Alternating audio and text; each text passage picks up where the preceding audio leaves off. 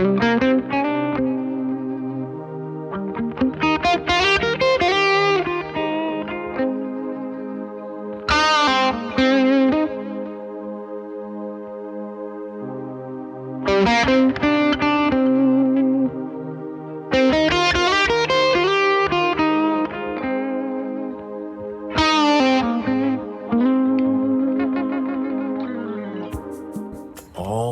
gigs end.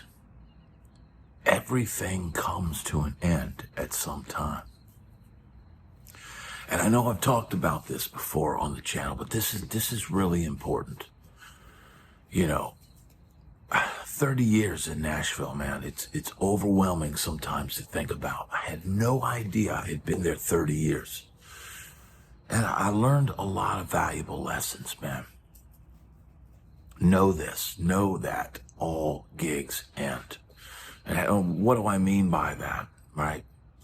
You could have a band that's just, you know, and I had somebody in the comments yesterday, and he had a band that was playing all this, you know, great technical music. You know, look, you could put together a band that plays some Rush and maybe Steely Dan and, you know, name stuff that's technically difficult.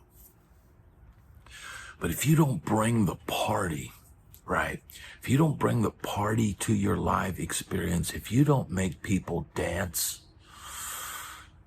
then you're not going to have the same amount of following. You're not going to get booked as much as the band that brings the party, that plays the music, that gets people out on the dance floor. Now look, I don't know what young people do now. But I know my goal a lot of the time, 9 times out of 10 playing live, was to get people up and dancing. Even if it's just moving in their seat. That's a very important thing. And getting back to the topic at hand, you could have a band that's doing that, that's making people dance, that's bringing the party, that's ringing the cash registers over and over and over again. Could be doing all of those things, and the club owner just decides to pull the plug on it, decides to book another band. You know, that's the reality. You can even have dates on the calendar. I had a guy one time come in. He was all of a sudden made the manager, and imagine this, made the maitre d' MC of the gig. And so all of a sudden, this guy comes into the gig. I was the MC of my own band, right? I was the guy that would tell people to tip the waiters and waitresses. I was the one that would tell the jokes between songs if the drummer was trying to change his snare head or something like that. I was the guy that did that, and I was good at it. All of a sudden, this old sax player is hired as the manager of the club. And we're being informed that he is going to play with your band, and he is going to introduce the band, and he is going to, you know, get on stage and talk to the crowd and all that. And man, you know what? I could have gone along. I could have gone along to get along. But we were generations apart. We had already started doing the work of bringing people into this club, a club that was dead. The club was dead in the water. And we came in, it was a tired old blues club at the time, man. Of course, now this place in Nashville is absolutely booming. It's Bourbon Street Blues and Boogie Bar. But at the time that we were playing there, Printer's Alley was you know, just locals only, and Bourbon Street had you know, lost some of the bands that were really popular there, and they were rebuilding, right? And we were given the task of coming in and building something and given all these dates, and it was starting to work. It was working. But, you know, things can be meddled with. Things can be brought in that you have no control over. I'm bringing this guy who was yeah, I mean, dude, I was probably in my mid to almost late 30s at this time. And this guy was like pushing 60. And all of a sudden this corny ass guy is being forced upon my band. And he was not on the same level. He was not musically on the same level, personality on the same level, anything. If he was, then I would have welcomed having a free guy come up and play sax solos and something. But it was like the equivalent of like having Boots Randolph, playing with a modern day funk dance band. It just did not work. And so I butted heads with this guy. I butted heads with him. And like I said, I could have gone along to get along, and good Brad, today's Brad, would have probably just gone along with it and sucked it up and let it fail on its own. Let it fail on its own, and then move on, because that guy's long gone. It did not last long, but this guy came in. We butted heads, and eventually we had a calendar booked with, like, I don't know, we were booked there 7 or 8 times out of the month, because, man, they were 7 nights a week, this club, and we were one of the bands that was actually doing good numbers there. But of course this guy had to come in, and probably because I was butting heads with him, but yeah, he pulled like all but maybe 2 of our dates. And, the club then changed ownership. That guy was gone, and I was never able to place my band back in there. And at that point, shortly after that, we went off and played other clubs. I had different singers in my band, and yada, yada, yada. I got pulled out on the road. All of a sudden, now I'm out on the road. So, gigs end. Things happen. Even if you're the best band in the club, the gigs will end. And look, similar things can happen. I ended up back in that club years later, but playing in the band of a guy that I worked for a ton in Nashville, a great singer, R&B singer, and playing in his band, and there I am back in that same club. And now Nashville is booming. Now it's a guaranteed packed house no matter when you're playing, right? That's how it is. That's how it is now. That's how it is now. So, here's the thing. That guy ended up having a stroke in that club.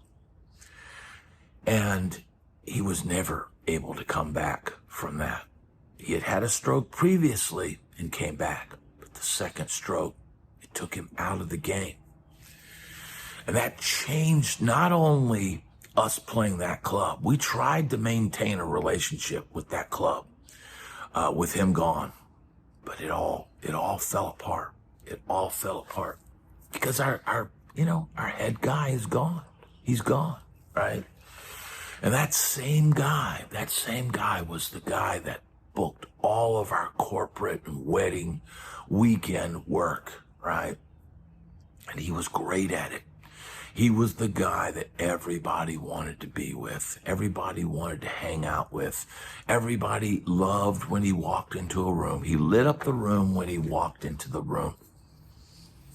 But once that guy was knocked out of the game, it was over. It was over. That whole band kind of splintered out. Everybody went their separate ways. It was never the same. Yeah, we had to play a few gigs without him. And once those obligations were gone, they weren't coming back because he was the guy. He was the personality that people booked over and over and over again. So while I may have thought that, hey, man, this is great. And this was the gig that I would always rely on after I got off the road. This is the gig that I would rely on, whenever I needed work. It was always there. Always enjoyed the gig. There was very rarely any drama or problems. But the gig ended. The guy had a stroke and eventually passed. Okay?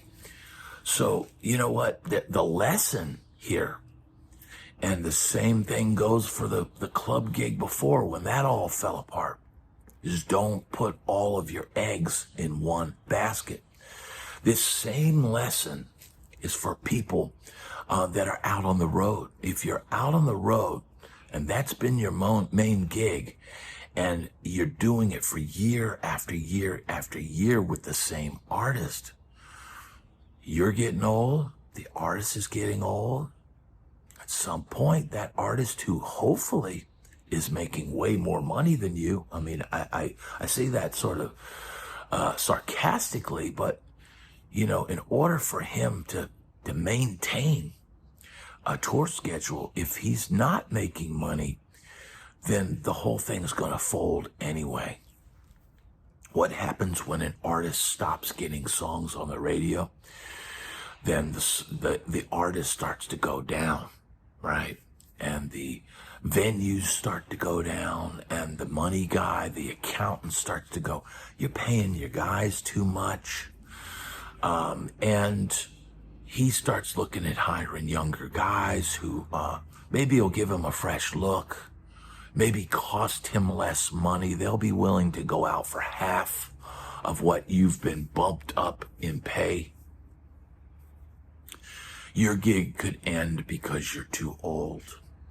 Your gig could end because you get too deep in your cups. Your gig could end because you're outshining the star. Any number of reasons. You've placed all of your eggs in that basket. Maybe you don't have the fallback gig that I had. I always had my friends in Nashville to fall back on, right? They would always welcome me back every time something happened on the road or whatever, and I was back home. All I had to do, make a call, and they'd either hook me up with a gig or get me on their gigs or whatever it was. I was very lucky to be able to do that. But man, the guy that only does that thing that artist needs, say you're a pedal steel player, that's a tough gig these days. There are very few touring acts that actually travel with a pedal steel player. You could probably say the same thing for fiddle. There's very few that tour with a fiddle. Banjo is almost non-existent, right? No band is going to hire a banjo player to play banjo full time. If you're a utility player, and what is a utility player? A utility player would play fiddle, would play acoustic guitar, would play banjo or ganjo. A utility player is a possibility. You've got better chance of working if you can play multiple instruments. And of course, if you can sing,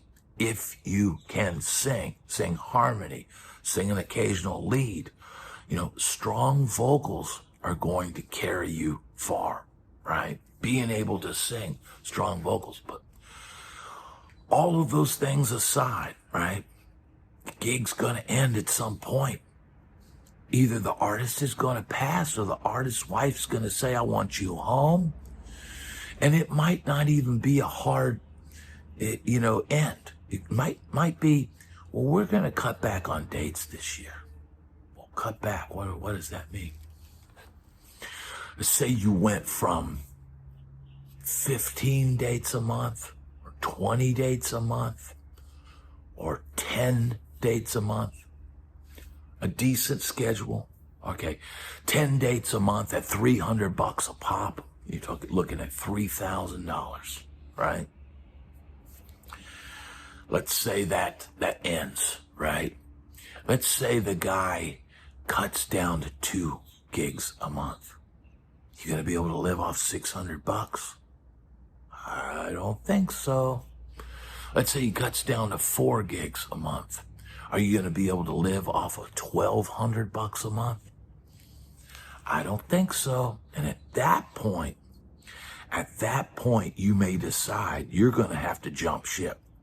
You're gonna have to try to find another position or a day gig, part-time job, or go back to Nashville and try to play on Broadway, try to get you a gig down there. But man, I know for me, I know for a lot of older guys, man, working down on Broadway in Nashville, man, it's pretty much a non-starter. I just never wanted to be down there playing whatever, with whoever, because a lot of it is like that down there. Yeah, there's some set bands, and there's some guys that work together a lot, but man, there's also a lot of bands that are constantly shifting members. And some nights you have a really good gig and everybody's great on the gig, and sometimes you're up there. And I don't know if you realize this, but we are all only as good as the people we play with. If I'm playing with a great rhythm section, man, I can let the rhythm section do their magic. I could just add, cool guitar stuff on top of it, right? But man, go from one night to playing in a great band and the next night playing with a bunch of, shall we say, hacks. You realize that part of the reason why you sounded so good the night before was because the rest of the guys in the band were great. They were great at supporting you. They were great at, playing in time, playing in tune. You go that next night, you realize, man, I can't fix this. I can't save this. This sounds awful, and nothing I do can make it better. As a guitar player, man, if your drummer sucks, if your bass player sucks, if your singer sucks, there's nothing you as a guitar player can do to really fix that. You can't fix that. You can't make it better. You can put the best guitar player in the band, best guitar player in the world with that band. It's not going to fix it. So look, man, all gigs end. It's just a question of when and how. And I've just outlaid, some of the ways that those can happen and what you'll have to do. Look, always keep your toes in other basket. Always be ready for the jump, because the jump can happen at any time.